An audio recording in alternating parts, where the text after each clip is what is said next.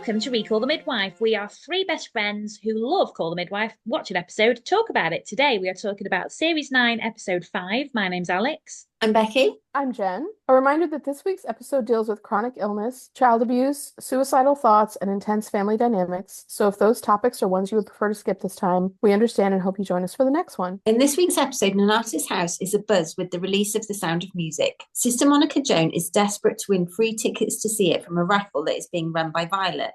Ron Mallon is a nervous, expectant father who is attending mothercraft classes. He lost his father as a child and finds an unlikely ally in Sister Hilda. Albert Kelthorpe has just been discharged from hospital. Sister Francis is administering his insulin injections. His wife Grace is feeling under pressure, caring for her elderly mother, their daughter Ingrid, who has just had her second baby and who moves in with her and her young family while she recovers from her complicated labour. Grace is putting her own health last and misses a number of doctor's appointments. She's eventually diagnosed with fibroids, but after ignoring Dr. Turner's advice, she collapses at home and is admitted to St. Cuthbert's. Meanwhile, Sister Julienne is facing up to her own identity crisis. When Grace proclaims that middle-aged women are invisible, she dresses in clothes from the charity box and walks through the market. She's invisible to everyone except Sister Monica Joan. Sister Julienne eventually decides to use some money that has been bequeathed to Nonnatus house for a group outing to see The Sound of Music. Girls, I'm just going to say it. This is one of my top 5 favorite episodes of Call the Midwife. What? This episode is amazing! To me, I loved it. I did think we're back, baby, after last week's poor show. Oh God, last week. Last week was a blah. This week is the whole enchilada. This episode is like nachos, you know? It's got layers, it's got flavors, it's got crunch, it's got creaminess, it's got spice, it's got a little, like a hint of like the lime spritzed over the top. You know what I mean? It's just got a lot going on and I'm here for it. Bring it on. Should we talk about, because I feel like Albert and Grace's storyline is the biggest storyline. Should we talk about Ron first? Sure. So Ron is going to mothercraft class where all the other expectant fathers are basically Would it not be fathercraft class? Oh wait. Can we just have a quick moment for the very opening scene? Because I feel like that sets a little stage for some of the stuff that we're going to be going through, where Sister Julienne and Sister Monica Joan are at the deathbed of an old lady and her family. Yes. Remember that? And then you kind of, the lady dies and it's like, oh, it's, sad or whatever. And then brought the wisdom daughter... and comfort. They also brought love. And then she opens the curtains the second her grandma dies. Like, well, she's dead. And then so the daughter or the granddaughter of the woman comes. Cheryl. Well, I thought it was Julie. Oh, never mind. Okay, no, I'm Cheryl. wrong. It was Cheryl. Yeah, no, I'm sure you're right. Anyways, and she comes and she has this like little tin and she talks to Sister Julie and she's like, my grandmother saved this money for you. It's about £5. She really wanted you to have it. And Sister Julie, wait. She doesn't say it in that tender way, Jen. Oh, well, yeah. She basically says this is for you guys, and then she says, yeah, my grandma had a really hard life. She was in the workhouse. She had 13 kids, like 3 of them died before they were 10, I think she says. Yeah. And then she did like this job and this job and this job, and she was always scrimping and saving and like doing this and like, oh, you women are like, so she revered all of you guys, but like, what do you do all day? Nothing. And then she's like, here, have her savings then, and then she just gets up and walks away. It was so harsh. She was it was so harsh. But I'm going to say this now, right? We've touched in the synopsis, so I can say this. She's saying about what her grandma worked her whole life. She had a horrible life, but she worked it, and she finally had some savings, and then it's gone to them. And then Sister Julienne spent it on a trip to go and see. Yeah, Sound of Music. Sound of Music. I just don't think that's really actually that respectful of her. Okay. I'm gonna have a word to say about that, but should I say it now? Should I say my word about it now? Yes. Okay, so here's the thing. This episode had me 100,000 billion% in my feelings because I feel like I had so much sympathy for all the things that the people were going through. All the families, all the pregnant women. Mrs. Calthorpe. Everybody was like really going through it, right? I was really sympathetic to that. Yeah. But the amount of poop that everybody had to take from those clients was intense. Oh yeah, And 100%. like She didn't deserve the way she was spoken to. and Sister Julienne is a service provider, and look, I'm deeply sympathetic to this storyline because as a service provider myself and working in social service, you have to have a lot of patience and understanding for people and be willing to go back and keep working with them and find, another, like another reason to call them and like engage with them after they have done and said like a lot of things that are completely out of line. Can I just say though, I completely agree with you there. I don't like the way she spoke to her. I thought as well, Sister Julienne doesn't do nothing. Sister Julienne does a hell of a lot. So Absolutely. yes, I'm with you there. I'm not saying she didn't do stuff, but carry on. And for me, the amount of restorative practice that you have to be able to keep doing this work every single day and keep serving that community and keep going back to those clients and keep, like refilling the well so that you can, keep yourself moving forward is really high. And to me, when Sister Julienne stepped out of the world and like went and saw the movie and then was like, you know what, everybody is really amped to see this movie. Like this is a way that all of us can like bond together and, have a moment to kind of like take a break from everything that we deal with every single day, all day long, and go out and do this and like really like fill up the joy that we have. I was right on for it. I'm sorry. I was right on for it. I was absolutely in favor of them going to see Sound of Music. But at the same time, I'm with Alex. The fact that she paid for it out of that money, I'd rather she'd just taken it out of petty cash. Well, Yeah.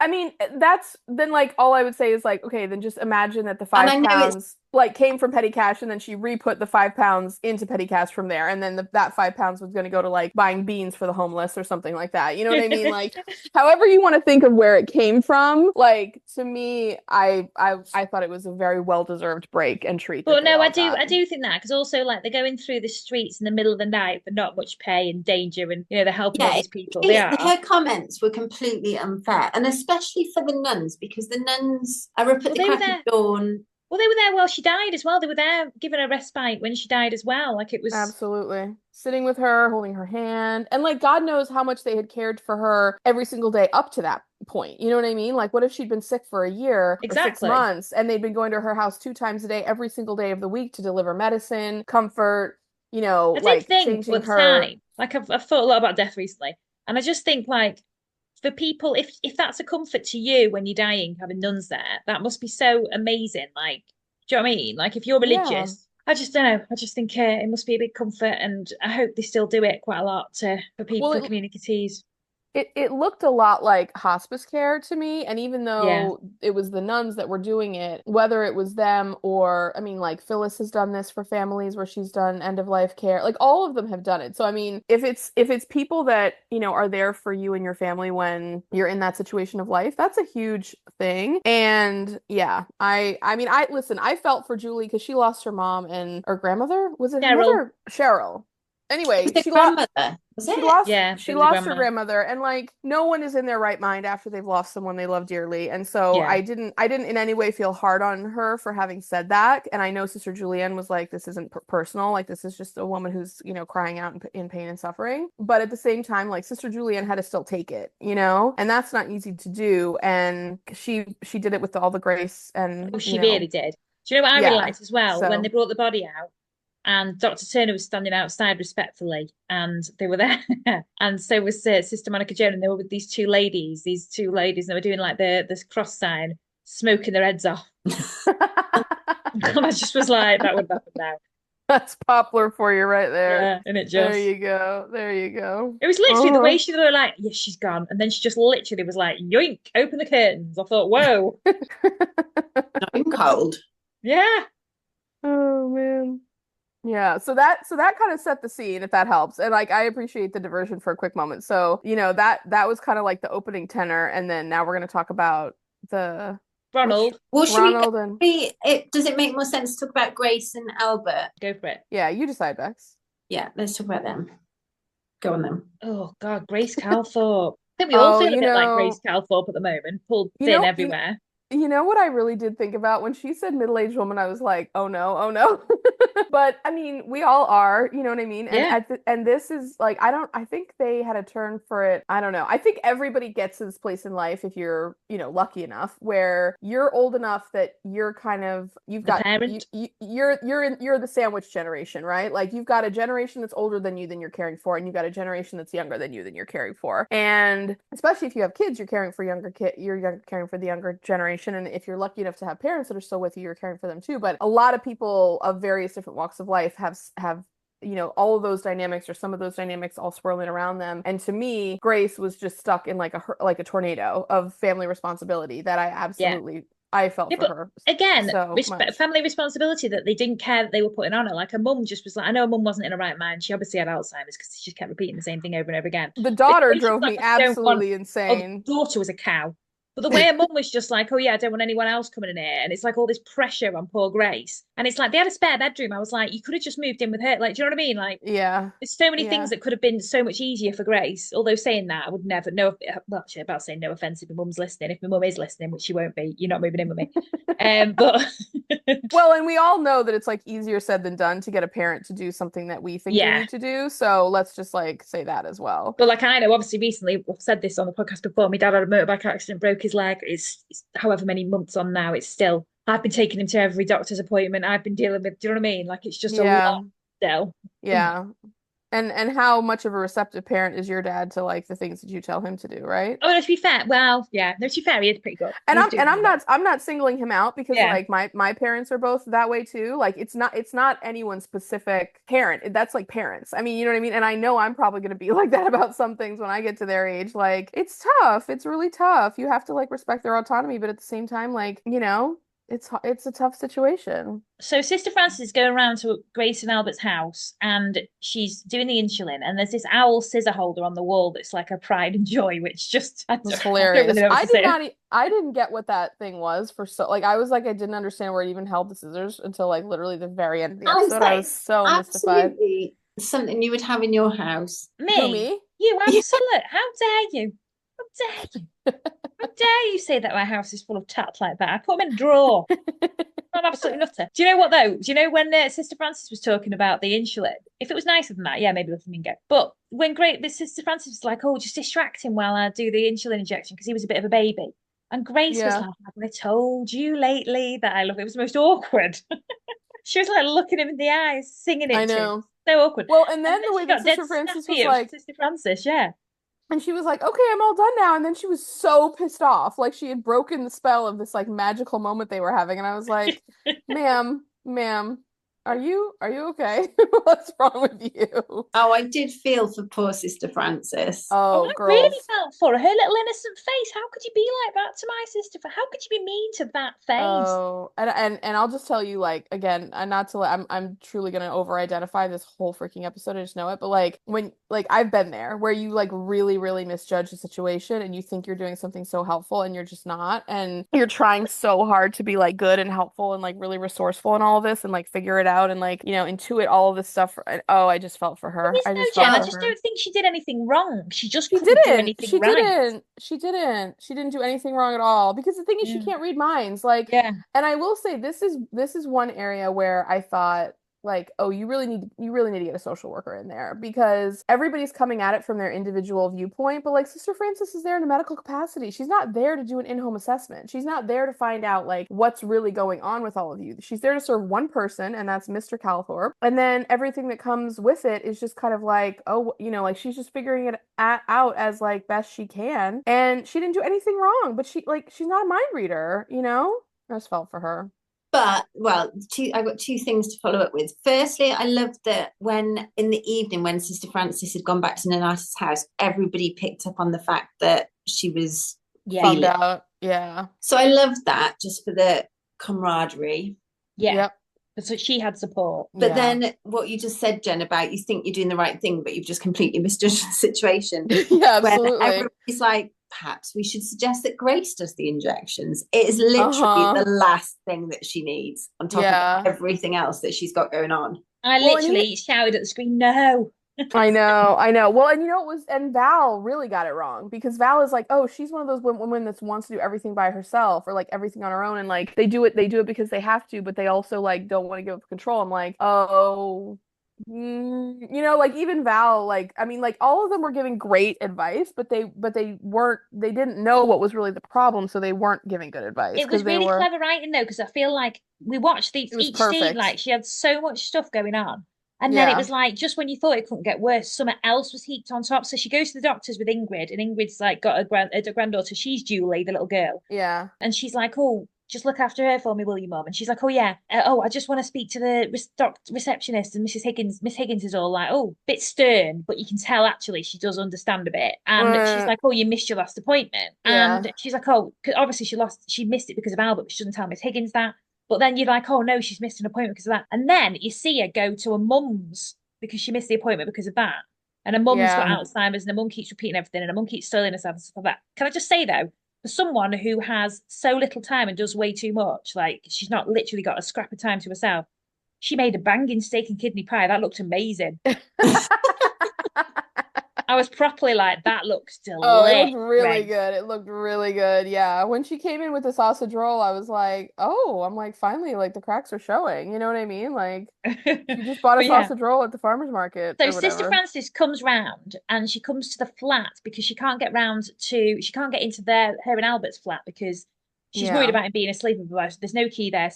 Grace isn't there. Grace has gone to her mum. She's got basically so much going on. So Sister Frances goes to the address of her mum's to get the key. Now she's really snappy with Sister Frances because her mum's basically just keeps telling her and telling her she doesn't want anyone else to come. And it's a bit like, Yeah. you know, I hate stuff like this. I just It's think, terrible. It's yeah, terrible. yeah. And I mean, yeah, it's terrible. It's not fair for her mom to be doing that, and it's a really bad situation all around. but she's just being basically taken for granted everywhere she goes. And then she's bleeding as Yeah. well. But then I Hmm. don't sit with her mum. I feel like her daughter's taken her for granted. With her mum is just, I don't think her mum is doing that. She just relies upon her. She's Yeah, but she reached the keeps saying age. she doesn't want anyone else coming, so she won't let her get anyone else around. And it's like this guilt trip on her. Yeah. Yeah.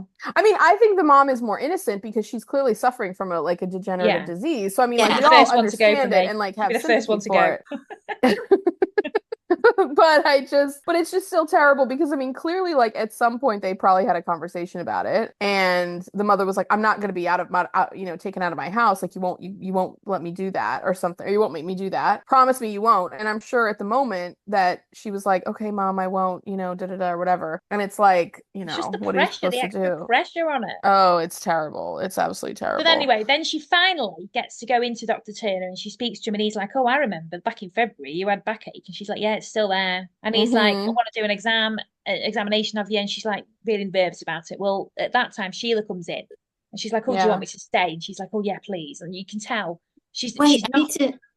I Oh, need go to on. talk about Sheila coming in because she knocks on the door and she says it's Nurse Turner. Yeah, And and I was I like, thought that. who is it? I was a bit sick in my mouth. It sounded so weird. Yeah, but also I don't really know what she should have said. Like, it's your wife. It's me, Sheila. Like, what should she have said? Like, it's weird in a professional capacity with a Well, patient there. I mean, I do think that they really try to keep like work, and home, like they try to do their, Yeah. I've never you worked with know, someone I've gone out with. I would hate to, not gonna lie. well, especially if it's in like a really professional setting where it's not casual and you like don't want people to think that, not think anything, but like where you're trying to keep the appearance of like true professional dynamics, you It's a know? bit like when I'm here at home and I call my husband daddy, right? Because I'm talking about him to my Your daughter. daughter, yeah. And then we went out the other day and I was like, "What do you want? Do you want one of any of these, daddy?" And I was like, "Oh, that's weird." It just feels really, really wrong. Oh God, yeah, I know. It really does. It really does. So anyway, Sheila stays for the examination and he's Oh, but like, she was so nervous. She was so yeah. nervous, you But that's what I mean. I think that's guys. why it was so well done because they showed her like being really awful to Sister Frances. And it wasn't that she was being awful to Sister Frances. She was just lashing No. out because she couldn't take it.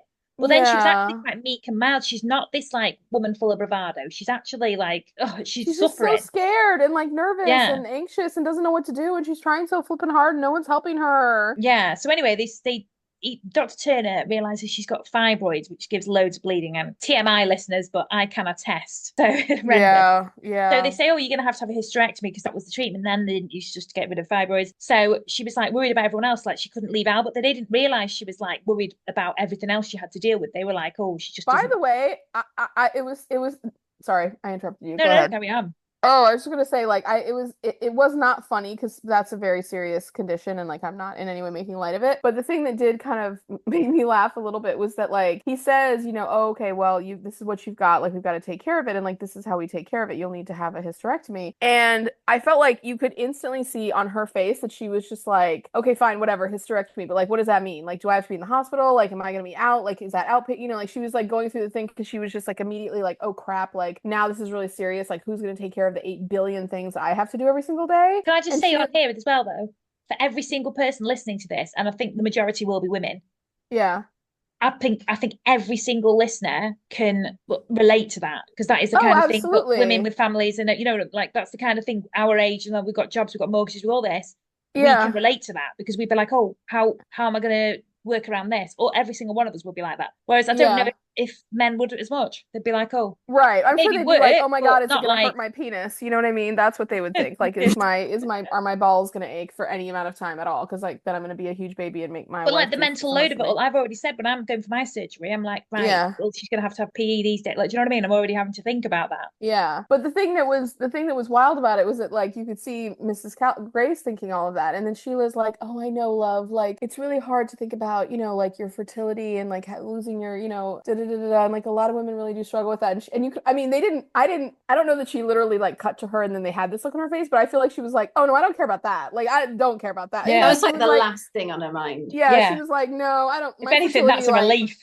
Yeah, she's like, my fertility is long gone. Like, I do not need any fertility anymore. Like, I'm gone. Now, granted, again, I'm not in any way making light of the seriousness of that thing. Yeah. And if you are going through that, I'm not making light of that issue for anybody at all. And no way. I'm just saying, in this specific situation on the show, I didn't feel that like Sheila again was like she was acting from her sense of experience and intuition to try to be sympathetic to what she thought that Mrs. Calthorpe was struggling with in that moment of hearing that news.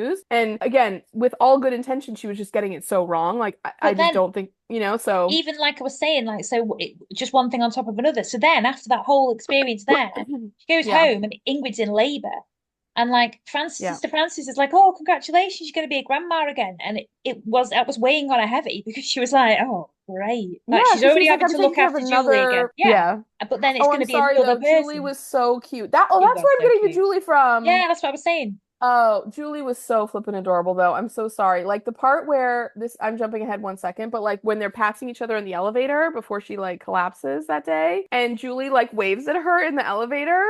Oh, it was just so flippin' cute. And also when she was in the doctor's office, it just reminded me of my Bobs because she was like, where's mommy going to the doctor's? What's the doctor's name? Like just stuff that's not relevant at all. That's exactly Julie what she would have asked. So sweet. Anyways, but yeah. But then, so she finds out that her daughter's gone into labour. She's like, oh God. And then she even says a scene later how she's going to get the house ready for her when she goes back, give it a clean. Then her mum's collapsed when she gets there. Like, it's just, if it doesn't rain, it's pours. Yeah. And honestly, Julie, like, not Julie, what's the daughter's name? Whatever the daughter's name is. Ingrid. I'm like, Ingrid, get your head out of your butt because how dare you? And even the husband says it when they come in because then the daughter gets released from the hospital and she comes home and she's like, oh yeah, mom, like one of the nurses didn't look at me right. So I self-discharged against their orders. And the husband was like, yeah, she was being a real pain in the butt. And then she's like, yeah, I just thought I could come here and you could take care of me for 2 weeks. And it's like, I'm just going to bed. Excuse me, madam. Excuse me. And then Sister Frances, poor Sister Frances, knocking the owl off the wall just there and then. Oh, that was just terrible timing. I mean, bless her heart. Like, oh my God. Have we and then Grace getting naff fall asleep. That scene where Grace is so Albert's asleep, but he's like, you can hear him wheezing because he's also got issues, like health issues apart from diabetes. Well, she's just basically lying there getting no sleep. She's just riddled with anxiety. She's just got so much pressure on her.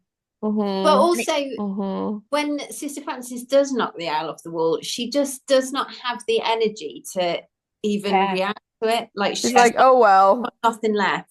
Yeah, she's just like, oh well, whatever. Who cares? I guess. Else that may. But then she has to get up. It's such a dark scene. So she's there awake in the middle of the night when she's exhausted. All she wants to do is sleep. And then the baby cries.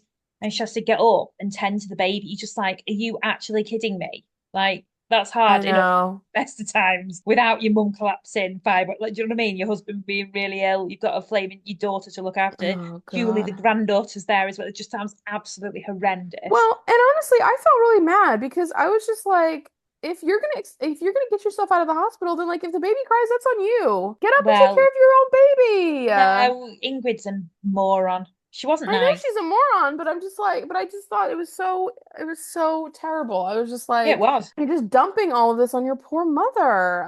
Oh, Grace, I've just felt so bad for her. I will say a confessional here.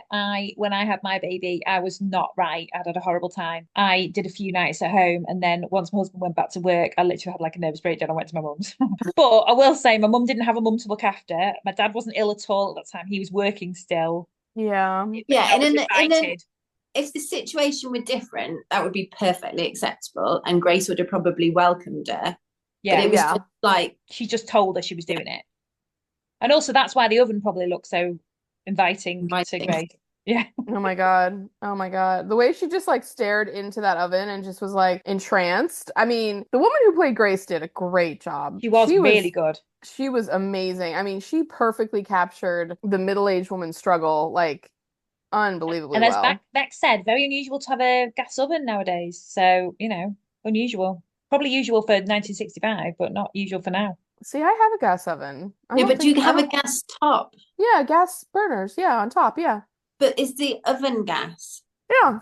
Uh-huh. Oh, It's my not oven's electric, but my hob's a gas. I mean, yeah, I don't know that I don't know that gas is like in the US as common as electric, but I mean, like we've always had gas growing up and I preferred gas. So when we moved into this house, we got a gas stove But for it. we like here, the oven will very rarely be gas now, but gas tops, that's absolutely common.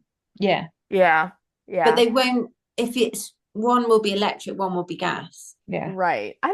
Yeah, over here I think they're usually not mixed, but listeners tell me if I'm wrong. I don't know, honestly, enough. So, but yeah, the gas oven certainly looked very good to Grace on that very cold, sad So morning. anyway, Sis Julienne comes out as part of like the midwife duties to see Yeah. Ingrid after her baby, because obviously she's discharged herself from the The hospital. hospital, So yeah. so Sister Julienne's doing like district duties and Ingrid's part of her community. And she comes to the flat to see Ingrid and basically catches the end again. It's Sister Julienne really getting the brunt of The brunt of everyone's. it, Yeah. yeah. And she was like, being a middle-aged woman, no one sees you. And she was basically inside you screaming. Sister Julienne just basically got the absolute, just what's the word? The culmination of all Like these just pressures and just the business end of it, like, yeah. yeah. And so then that really got something in Sister Julienne, which we've spoken about, how Sister Julienne, Becky in a synopsis said about Sister Julienne kind of getting dressed into normal clothes and living as a non-nun for an afternoon, basically seeing what Grace Cowper was talking about. And I think it Mm-hmm. was quite sobering for her to see that she was kind of ignored and no one really thought about her, or do you know what I mean? Yeah, I know that what you really absolutely. expect. Like, I think I prefer to be invisible to like catcalling. Do you know what I mean? I mean, I've never know. All I do is get catcalls. I love that the fact that she was invisible to everybody except Sister Monica Joan. Yeah, I did like Sister, how she saw Mojo. yeah, Yeah. Sister Monica Joan always comes through in a difficult situation. She does. She's a pain in the absolute backside, but in a crisis, Well, she's brilliant. Just a bit like my husband, brilliant in a she crisis. she started off so annoying this episode, but she really redeemed herself. I really will give her that. Yeah. I'll tell you what, though, when she was walking, Mrs. Calthorpe was also walking, but didn't see Sister Julienne. And bearing in mind, she's got really low iron and stuff, Mrs. Calthorpe. But my God, that walk she was doing with the shopping bags, like she just looked like she was, well, we Oh, know she was ready to throw herself into the oven, wasn't she? yeah. I mean, she just looked absolutely so beleaguered. Like, oh, that poor woman. I know. I know. But what I did find a bit weird, and I'm not going to lie, we have spoken about this, but then she literally goes to a jolly on a cinema on her own, which sounds amazing. But I was a bit like, that's not really the same as being invisible, though. Do you know what I mean? Like, with with loads of responsibilities, you just get dressed and then just go to there on your own.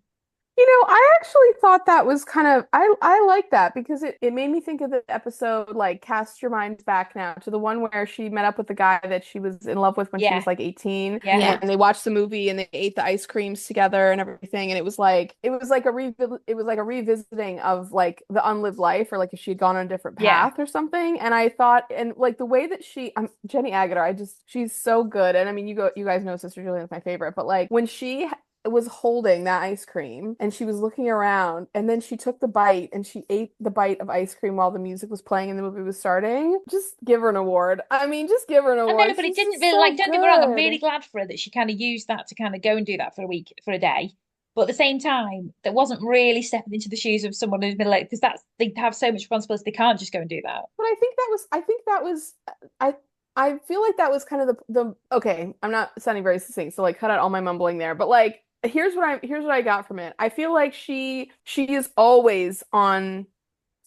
She's always on target, right? Like everyone always sees her. Yeah. She's like got a beacon on. This was a moment where she actually was free, like free of everything, free of people Yeah. noticing her, Oh, don't free get of me her wrong, I don't responsibilities. begrudge it for her. I don't begrudge it for her. She deserves it.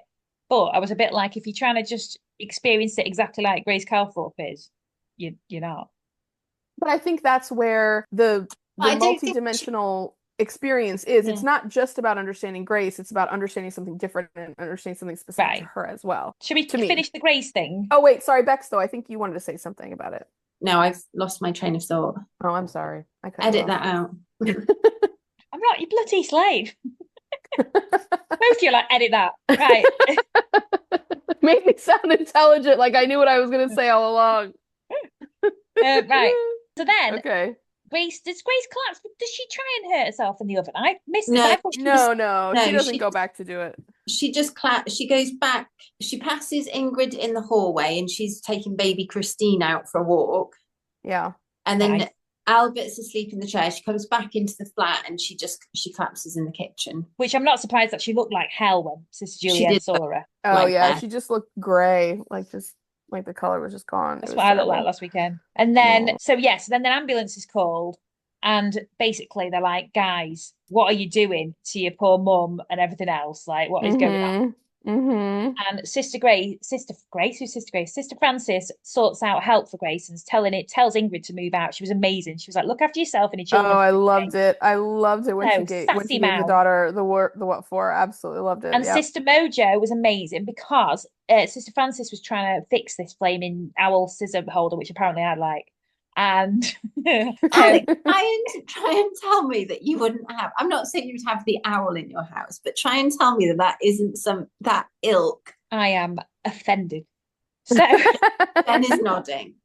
I'm nodding. How dare you all? Can I just say something really quick? We were talking about my daughter's swimming journey. So today she's got through level 2 into 3. And honestly, I never thought we'd see the day that this came because it took her like 2.5 years to get through. And me and my husband were talking about it in front of her the other day. She just went, can I just say, I am offended. And I was like, oh no, we're saying how good you are now. And she's like, I am offended. Anyway, sorry. So Aww. Sister Monica Joan actually gets a brand new one for her, which is amazing how she did that. One of them weird market stalls, which can I just say the market stalls people have all been very nice to her since she got done for stealing from them. I know. Well, maybe she actually paid for it. Yeah. It looked like money exchanged hands. Although I'll tell you, I mean, we haven't gotten there, but there's something else she didn't pay for, so she's not all free and clear. But well, true. So so Sister Francis also arranged for a day centre for a mum, a home help for Grace, a cleaner, and some laundry service for a mum and stuff like that. So she really sorted it out. Yeah. But then the other thing that was weird at the end of this scene was Grace and Albert like looking all loved up. It was really weird.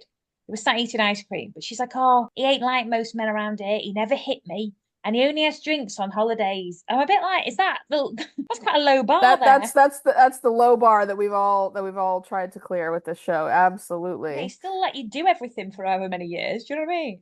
Oh God. Oh God. Oh, but he was sweet when he was down in the market and he walked down with some flowers for her and sang to her. And he was going to walk her home, but then literally didn't realise how great her burden was and everything that she had to do. Exactly, yeah. Yeah, she was like, no, love, I have so much. He was like, oh, well, anyways, okay, back to the house. Bye. I'll see you later. Like, make me a mince pie. I'll be sat waiting for you to finish all you're doing and then make me tea, yeah? See you later. Oh God. Well, and then it was funny too because when Sister Francis was like, "Oh, you can do your own injections," he's like, "Oh, I don't know about that," and she's like, "No, you're doing them. Like, get ready." And she was like, "Oh, okay, Yeah. yeah." I mean, the bar is just so low for men at this time. It just truly is just so low. I'm I sorry. mean, Like, 2024. oh, it's still so low. It's still so Yeah. low. Jesus, yeah. Absolutely. I know I was listening to a podcast one time and it was a husband and wife, and the wife is the one who has the podcast. The husband was just a guest star, but he came on and and I'll never forget this. He's like, this is the best possible time of men. Like right now is like when men are being the best they've ever been because of like feminism and advancement and like equality and whatever like that. And he's like, and it's still like this. He was the one that said that, and I was like, oh. But I feel like we're going backwards now. Ugh. Well, yeah, with all this whole Andrew Tate and Ugh. Anyways, why are men just our constant refrain? and our headache. Why are men are headache? Why are men? Men too headache. Oh. Right. Oh, wait. Can we talk about a nice man though? Because there actually was a really good man in this episode. Ron. Yeah. Oh, Ron was so sweet. I loved I him. loved Ron. I Do really you recognize him felt from for him. anywhere as well, by the way? Yes, I do. Where'd you recognize him from, Jen? Happy Valley. Yes. And he was also on Emmerdale. He was massive in Emmerdale for a while. And I actually Googled him when we started this. He was in Happy Valley. He was also in The Bay, which I think I Yes, watched. The Bay.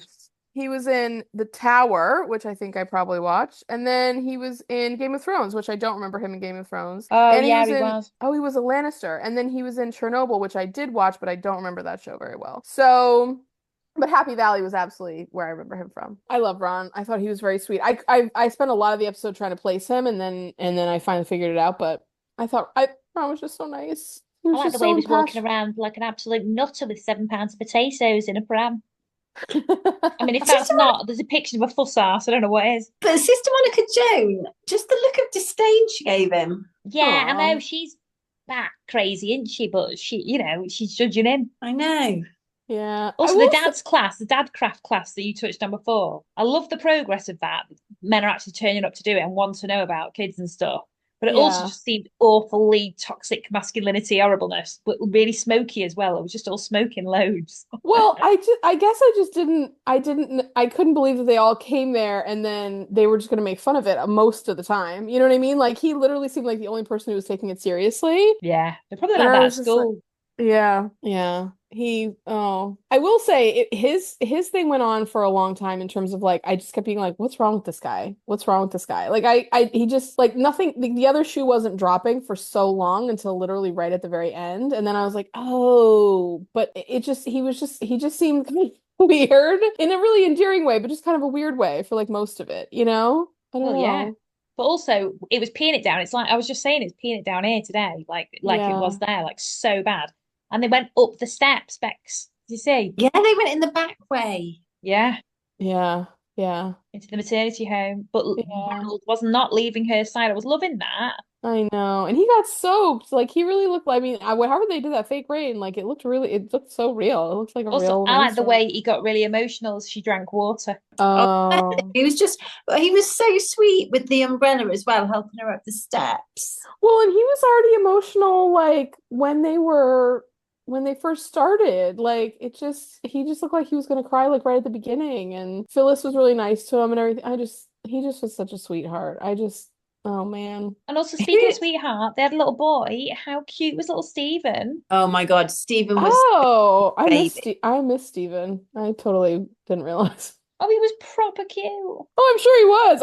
He had that's actually even wild because like he had like real like just first time dad energy. Yeah. You know, like because he had the Mr. Spock book and everything. Yeah. I was like, I didn't really. Okay, I missed Stephen. I totally missed that one. That's on me. Well, I like the way she gave birth, and he was like, "Oh, really takes it out of you, doesn't it?" Like my friend, she'd have a really long labour, and her husband was like, "Oh God, it's tiring, isn't it?" And she was like, "Are you joking?" Honestly, from any other man, that would be horrible, but from him, it was actually kind of sweet. Like it was more funny than like groan inducing for me. You know what I mean? Like I just thought it was a funny line from him because he was. But so he would have been invested. on such tenterhooks that I just feel like emotionally it had taken it out of him. Yeah. Well, and also but again, read the room, mate. I know, but you know the funny one when Sister Hilda was seeing them as they were walking in and she was walking out on the bikes and stuff. And they were going, I think, to the news agents and everything. And she was just chatting to them about getting, you did so great in the mother craft class and like blah blah blah. And then the wife said like, oh, he wants to be in the delivery room and everything. And then anyway, whatever they said, blah blah blah. Everyone knows the conversation. But then the wife was like, well, if he had his choice, he'd be the one having it. And he was like, yeah, I would actually. I'd really love that. And I just was like, oh man. See, my husband was a bit like that. He was well more into it than me. Like he'd read all the books, all this. Yeah, yeah. But I mean, I think it's easier when you don't have to do it. You know what I mean? Like if you're the one who's pregnant and all the rest of it, it's like, plus I feel like when you're pregnant, all the information is coming at you like all the it's time. too much. I couldn't even think You about know, like at least, I mean, when you're a man, you don't have to deal with any of that. So it's like, I bet it does seem, Well, I was just so terrified that it had to come out, so I just didn't really want to know anything about it. Do you know what I mean? Like, oh God, yeah. and I was right. So yeah, so he's like, he's there for the actual birth, and then Sister Hilda and Nurse Crane talk about it afterwards. And Sister Hilda's like, well, we cannot refuse progress, Nurse Crane. And then Nurse Crane is like, well, playing men at the centre of childbirth. What is this? What a strange state of affairs. Like she likes Arnold, and she was saying he's loved Ronald, and she said he's lovely and everything, but she still finds it very strange men being there at the birth. I do like that she's old school. Yeah, for as modern as Phyllis is, she really toes the line on that one. Yeah, it's true. So then baby Stephen develops a little bit of a red mark on his head, and it's a hemangioma. Yes. My friend's daughter had one right in the centre of her head when she was born, and they were like, "Oh, it'll be gone by the time she's 3," and it genuinely was. Did it fade, or did it just like one day kind of disappear? Dispersed and disappeared? Yeah. Huh. That's wild. But it would be worrying because it got noticeably bigger. Yeah. Oh yeah. It definitely would be something to be scared about if you didn't know. Absolutely. Yeah. Yeah. But then that kind of like tweaked his anxiety. And so then Sister Hilda said something to him about him like, oh, the baby's, hemangioma. Look at that or whatever. And he's like, well, what, are you guys all talking about it? And she was like, no, no. And he was like, oh, my baby. Oh, and then he like grabbed, I think he grabbed the baby and he like ran away. You saying how he had an umbrella up inside. Like that must be why the baby's got it. And I was a bit like, calm down. Wait, what? Oh no, I know. I can sympathize with that because you just like, no, I can sympathize with him. Wait, I don't understand what you guys are talking about. No, not specifically about an umbrella, but in that situation when you're like, why has this happened to him? I've caused it because I've brought on bad luck. So he had the umbrella up when he brought his wife in. Oh, like bad luck. Down. Yeah, it's bad luck. Oh. Well, I never really understand that whole bad luck thing because I always feel like I can't bring on good luck, so why the hell would I be able to bring on bad luck? Do you know what I mean? I know, but it's like when I'm talking about certain topics, I have to touch wood. Right. Like the saying says. Yeah. I mean, look, superstitions are very powerful and I get it. I mean, I probably believe in them a lot more than I definitely should, but we all have to kind of go with those things from time to time. I mean, it's part of human psychology, like it puts you at the center of something that no one is at the center of, it gives you a feeling of control when there's absolutely no control. So I mean, I get why we all do it. The thing I guess I mean, again, this whole revelation about them having another child though is like really sending me, because if they'd had another kid, like you'd think that you'd be like, no, they don't have another kid. They don't have another kid. Stephen's the first baby. Oh, Stephen, the baby is the first baby. Yeah. Oh, geez. I thought you were talking about Stephen like they had a toddler. And I'm like, well, how did I miss that they had a toddler this whole time? No, Stephen's the baby. Oh, geez. Okay. Well, anyways, okay. So, like, let me just reset. Well, hang on. Let's go back to the psychology of it all. So, Sister Hilda, basically, is really trying to push this fathercraft classes and stuff. And she kind of opens up saying that she would have loved her dad. She thinks her dad would have loved her more if he'd been at her birth because he really connected with her brothers. And she's got some trauma around that, hasn't she? And she's talking about that. And then she actually connects with Ronald because then he tells her about the trauma of his father dying. He was a really good dad who left his love and mark on Ronald, and he just wants to be as good a dad as him because he had a horrendous stepdad and he saw things he never should have seen. Oh God, it was so emotional. Really well acted. It was he did a beautiful job in that scene. Honestly, they both did, but he really did the heavy lifting and he did great. Yeah, and I don't normally cry, but it did make me emotional. It was really, really, really emotional. It was really well done. It's beautiful, beautiful writing, beautiful acting. Well done. When he said the line about because he sets it up so perfect. And to your point, when he says that line about like I saw things that a kid should never have to see, I I mean, it was just so perfect. Like he was speaking both as himself as a child and then also with the remove of an adult who then is looking objectively at that situation as an observer. And he was just doing so much in the most subtle and beautiful way. And I just thought that scene was so, I mean, it was heartbreaking. Like I really felt for him. Like I was really getting emotional when I was watching it, but I just was like, man, this is so good. Like, oh, and then just him translating that into wanting to be the absolute best father and wanting to do everything right and giving his kid everything perfect from kind of day one. And then when his wife says like they're talking to Dr. Turner about the hemangionia, and then he says, what does Dr. Spock also say? And then the wife says, I remember, and it says, trust yourself, you know more than you think. Yeah. Which is really the advice parents need to hear, even brand new parents who are just still learning. But Like, also, it's like just, Sister Hilda saying, aw. like, Stephen's got a parent who loves him. He's got a parent who cares about him and loves him already. Like, you're already Yeah, left your mark. Like, that was yeah, just so emotional. I know. And she really just listened, and I just thought it was so sweet. I mean, truly, like, I really liked the way that I just love that it was a dad at the forefront, a dad who was like really, yeah, really at the forefront. I thought it was so sweet. He's such a good man. He And was. that baby was freaking adorable. Stephen was so cute. He was so Bonnie, as Phyllis That's what we said. were saying. We were saying he was such a cute baby, and you were like, "Oh, I missed that." I know. I don't know what I was thinking. Girls, my brain's anyway. Don't Sorry. worry. Don't worry. Shall we talk about The Sound of Music? Oh yeah. That's my mum's favourite film in the history of the world ever. Did your parents not go on a Sound of Music holiday? Yeah, Yeah. yeah. Is it Like a, is it Captain Von Trapp a Nazi? No, he is German, isn't he? But they flee from the Nazis. I thought it was He set in does. Switzerland. Oh no, he was in the army because obviously they were all had to be in the army, but he was no, I don't he was in the army, but he was a good guy. Okay. I mean, I know he was a good guy, but I was like, I feel confused about this because I know I've seen it, but I just couldn't put it together. And I was like, I feel sure he's a Nazi, and I just don't know how to think about that. And I couldn't remember. So, Now I think about it, he was in a military uniform, but he doesn't agree with because do you remember the teenage boy that she's got the crush on? He basically gets enlisted into like the Hitler's youth army, doesn't he? yeah, that's the I Am 16 going on 17 And song, and he they're doesn't singing to have each any other. choice in it, but then he that's his yeah. I've said it, I've rambled. I'm not, right, I'm going to say this out loud. I hate The Sound of Music. My mum was so obsessed with it and kept making us try and watch it so much. It's like I've put like it's basically what my child's doing with me right now with like Tool.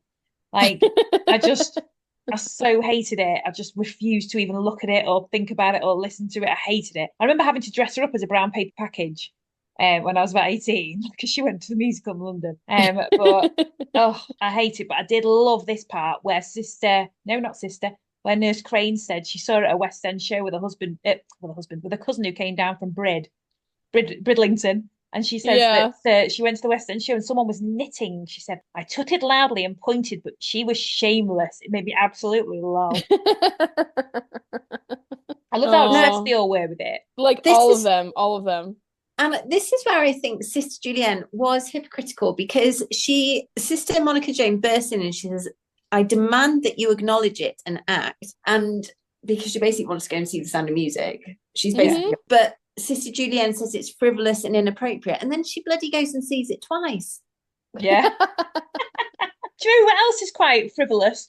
The way that the young midwives are trying to go, like, arrange a trip to the cinema before they actually do all go. And Trixie's Hmm. like, oh, I've got a new haute couture dress from my auntie for the Regent bloody cinema. That's so extra. Like, I'd be worried about getting it dirty. Also, I I think love the that dress she wore to it. I thought she looked so good. I love Oh, that she kind of did look mini dress. amazing, but Yeah, yeah. I think the nuns should have got complimentary tickets well, if you remember, Why? when she was going constantly anyway, because they're nuns. because Oh. the Sound of Music and they're nuns. Oh, okay. Oh, I thought you just meant in general because they're Well, nuns. but Like she just used to go all like the movie time tickets in anyway. Do you general. remember that? The filmographer or whatever his name was. Well, yeah, they had to stop her from going because it was like too much. Oh well. Yeah. But then he says, I think like you can come anytime, just let me know, kind of a Yeah, thing. yeah. Maybe they moved on. I don't know. Well, maybe. Maybe he had to look after Donald. But then Yeah. Sheila Sheila and Dr. Turner do go because Violet is obviously running the raffle because she's been given 2 tickets. So she decides to raffle them off for charity. I like the way she explained, like, not like, oh, I've done this out of the goodness of my heart. Fred doesn't want to go. And then I thought, well, we might as well have a fundraiser for the incubator if we're going to do it at all, you know? Yeah. So like, oh, well, yeah. So May and Angela win the ticket. Can I just tell you, Violet acted like literally that was the Willy Wonka golden ticket when she pulled that thing out. I was like, ma'am, anyone, if they were looking at that jar, could have found that ticket so easily and then pulled it out. Like, she didn't even do anything to obscure the jar. I know, they weren't even folded in twice. No, nothing. I'm like, anyone could have seen the Julie Andrews face and just figured out which ticket it was and then just grabbed that one. Like, I know. I just was like, you know, and then the way that she was like, is this the one? And she like looked at everyone's tickets, so thought, I was like, I don't know. It was so funny. I'm like, you're not making this hard at all. And then Tim was like, oh, well, you know who we should give this to? And Angela was like, yeah. Okay. And it's because Sheila is feeling a bit, well, Dr. Turner's basically really busy, role reversal, and he's ignoring the family. He hasn't got time for Scotch pancakes even. Who hasn't got time for Scotch pancakes? Stuff them in your mouth while you're in the shower, mate. I know. I was literally like, you could literally have eaten 2 while you're walking up the stairs, mate. That's my go-to breakfast when I'm running late. I eat them in the car. Really? Wait, Yeah. aren't Scotch pancakes the ones with like, they're thin and they have caramel in the middle? No. What are you thinking of fruit waffles? Oh, I'm thinking of fruit waffles. What's a Scotch pancake? Like one of yours, really. It's very like an American pancake. Yeah. Like a silver just dollar. a fluffy. But I just like to eat them toasted without anything on. Oh, okay. Yeah, I'm allergic to them, so. Oh. But The Sound of Music couldn't be more on brand for Dr. Turner and Sheila. I know. Literally the most. They even say it too. They're like, oh, when she said this and he did that. And I did like that though, that they actually connected with the whole romance of it and identified with it. Like, it made me feel a bit sick. But I liked it in a way that they did actually notice that. It did bring romance back to their lives. And that fish and chips, I just love fish and chips. I had fish and chips last night in Blackpool, and it was honestly the most delicious. If you ever go to Blackpool, anyone listening, I don't know if I really recommend it, but we went for the illuminations. But the fish and chips we had was amazing, outstanding, called Papa's. Definitely go. And when they had like the newspaper cone of chips. When I was little, my mum used to make chips at home, and she used to serve it to us in newspaper. My grandma used to do that. And we thought it was like the best thing ever.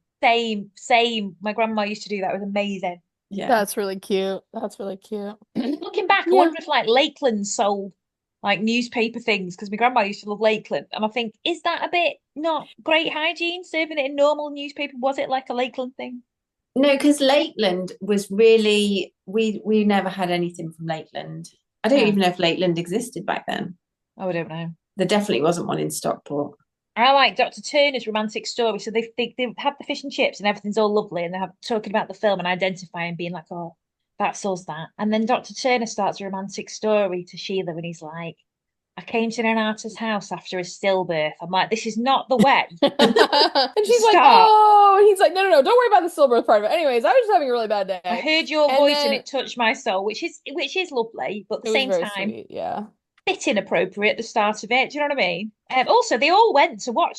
So at the end scene, which is amazing in the whole thing today. Well, also, hang on, we've not spoken about Mojo doing IOUs to At least she didn't IOU this time. Yeah, but she wasn't going to give her anything for it. Ever, never did, probably. She was never going to pay those bills ever.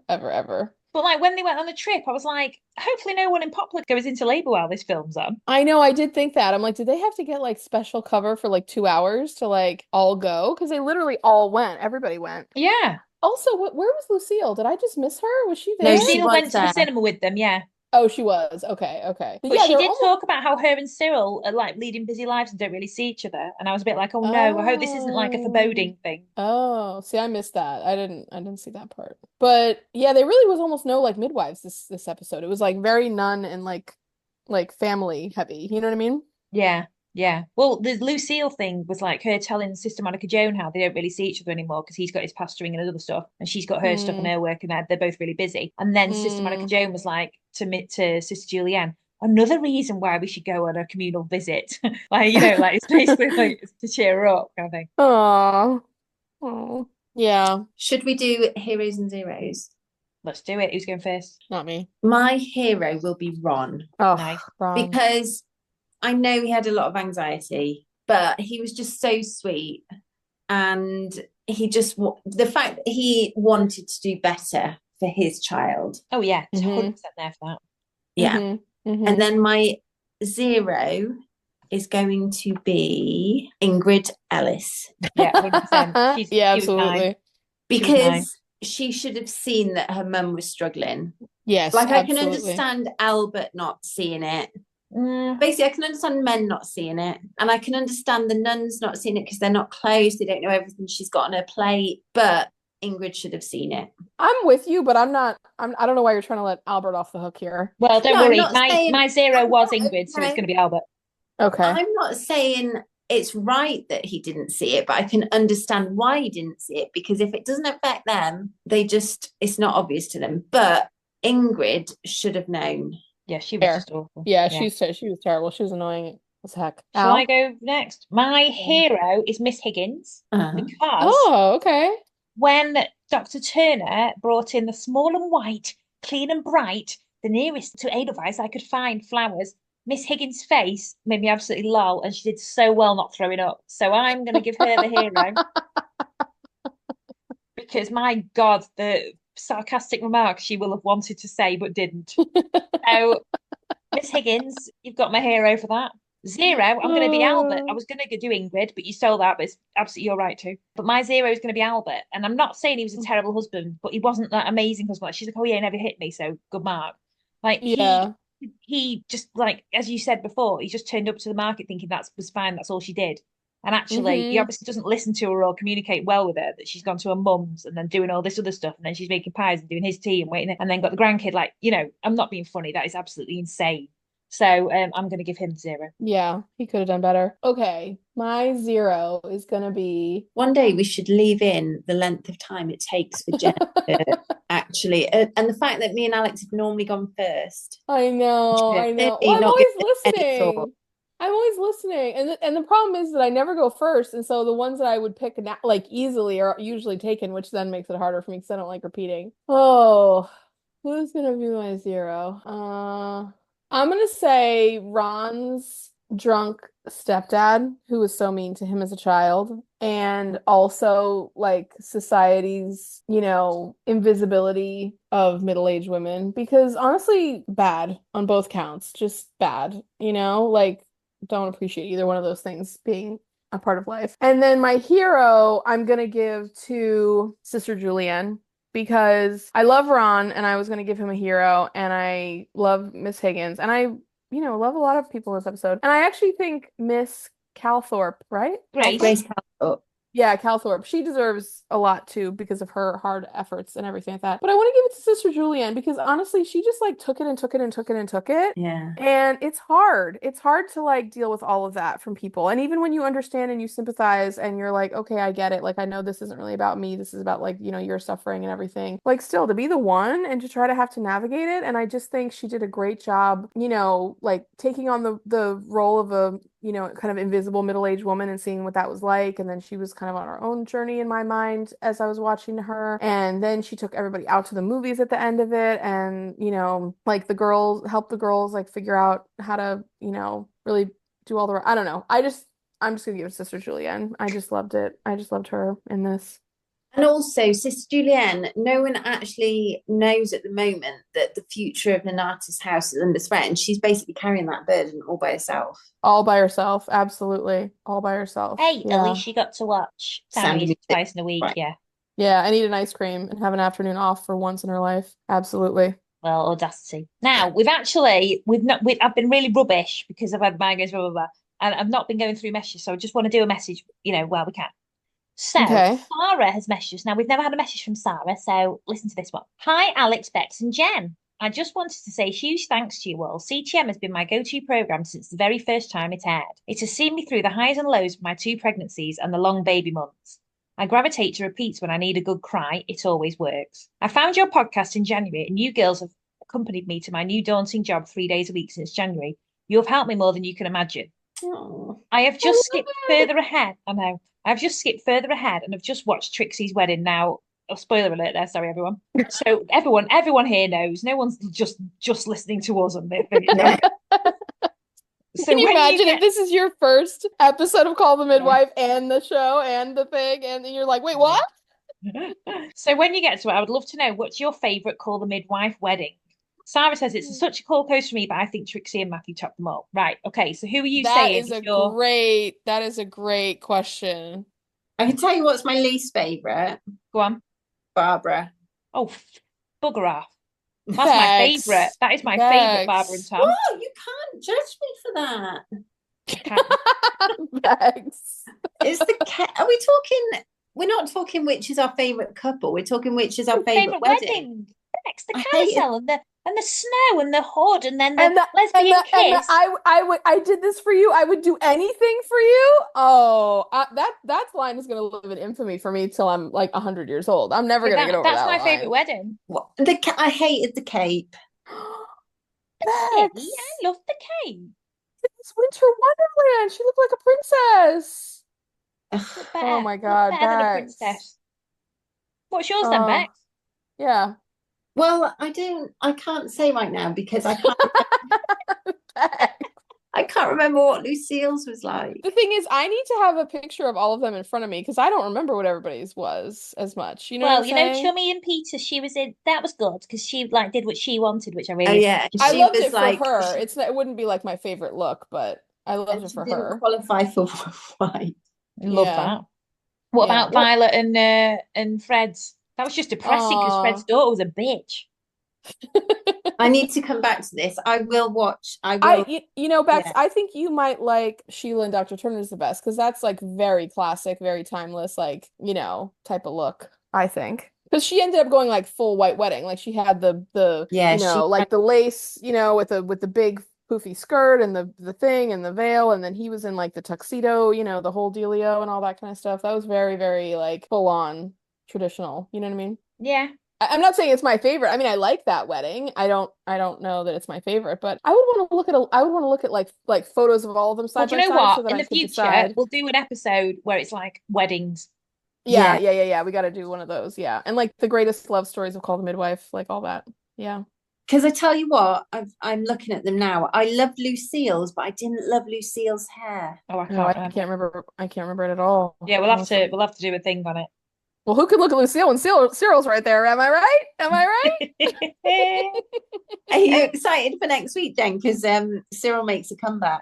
I hope he does. I've missed him, honestly. He's not been there for a few weeks. And I'm like, where's my man? Yeah. Yeah, absolutely. Yes, so we've got another message here. I'm just going to try and go through.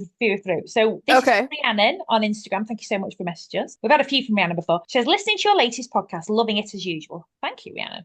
I agree that they don't address Tim going to boarding school. I always assumed that it was probably the actor going to university or maybe even sixth form and had exams, so needed less time on set. And knowing they don't fully explain, but understandable to fit the need of the actor. Yeah, totally. I thought about that afterwards, actually. Yeah. Now, the another one I've actually sent to you two today in a message from Joanne Parsons. Joanne, thank you. Oh, Joanne. Says, please send this to Jen. I saw them in my local Coles today and thought of her. And she's basically offering to get some overalls for Jen. I loved it. Oh, you know what? While we go, I'm just gonna look at the Coles overalls because I was like, dang, Joanne, you got it. You got it right on target there. Well, can I just say this is another one from Joanne? She's re-listening and enjoying it all again. Yesterday I listened to Series 4, Episode 7, and you talked about big business. I watched it last night and it was hysterical. Well is. I'd love it if you make a list. Big business? Yeah. I'd love it if you'd make a watch list with where to watch things. You mentioned so many shows and I never have something to write them down. Thank you for your wonderful podcast. Joanne, we'll try and do that. Now, I sent this message to my husband because my husband basically goes on about the fact that I have terrible, terrible taste in films and stuff. And I'm like, hello, influencer. Do you know what? I had a pair of tights and they were like thin tights, but they had spots on them and I wore them to work and someone complimented me on them and I was like, thanks. I said I wore them because I think they're really big business and I meant the film Big Business and they thought I meant that they just looked really corporate. That's so great. I would love to have a big business outfit. I don't have a big business outfit. No, I don't.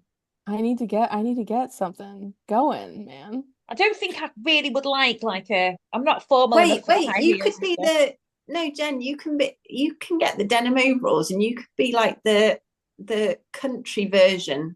The golf guy. Cal. I could wear like a red gingham shirt and my overalls and put like a piece Yeah. of straw in my mouth and be like dooba dooba dooba doo. Yeah. Do a bit of holler. Yeah. Do a bit of holler. I love that film. Oh my God, Jupiter Bob's Hollow. loves it. I've got Bob's into that. So my mum failed with Sound of Music, but I have got Bob's into Big Business. So what else she loves? Freaky Friday with Oh, I watched that on Saturday night. Oh, Freaky Friday is I so watched brilliant. good. Well, I introduced your niece to it on Disney, and also she likes Freaky Friday and Parent Trap. Yeah, we'd Oh, Parent because she was like, she looks like the girl from Parent Trap. And I was like, yeah, it's her. Oh, and she recognized her from Mean Girls. Yeah, well, we've not watched yeah. I've not watched Mean Girls with Bob yet. She's too little yet. Oh, I And was then gonna she was say, just yeah, she's very amazed young by for that. all of the films that she's been in. I was like, well, yeah, she was a child actor. She was in a lot of films. She was a film Yeah. star. That's kind of what they do.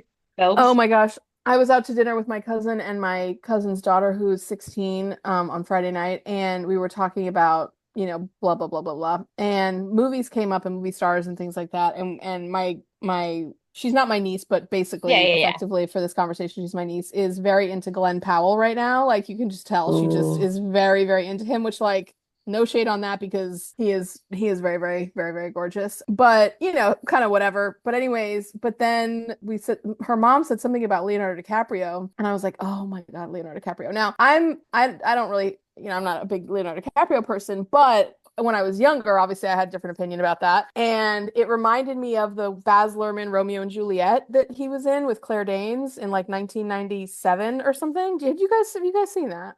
Yeah. Oh.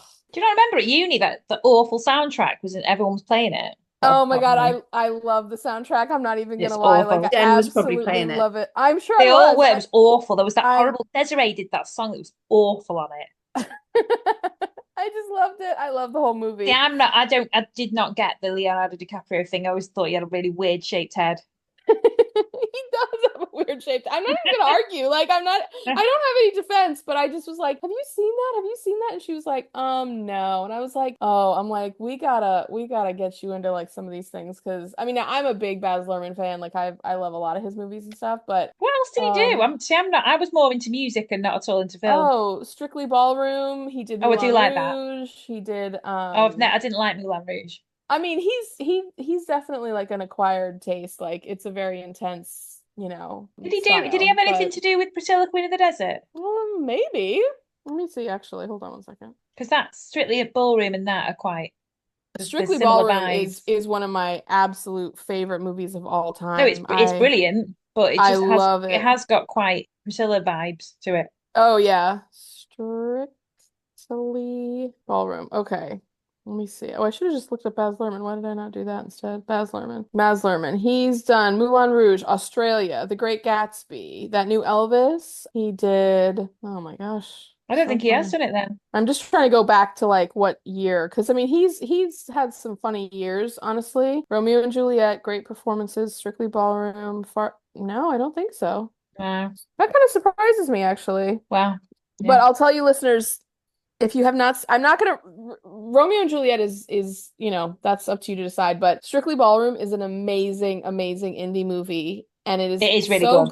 good. It is so good. It is like it's.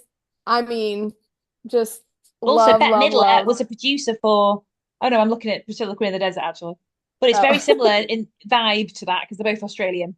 Yeah, yeah, and it's oh God, like just. Now I'm thinking of like all these movies from the 90s that I just absolutely love so much. Like, did you guys ever see like Water for Chocolate? Do you remember that one?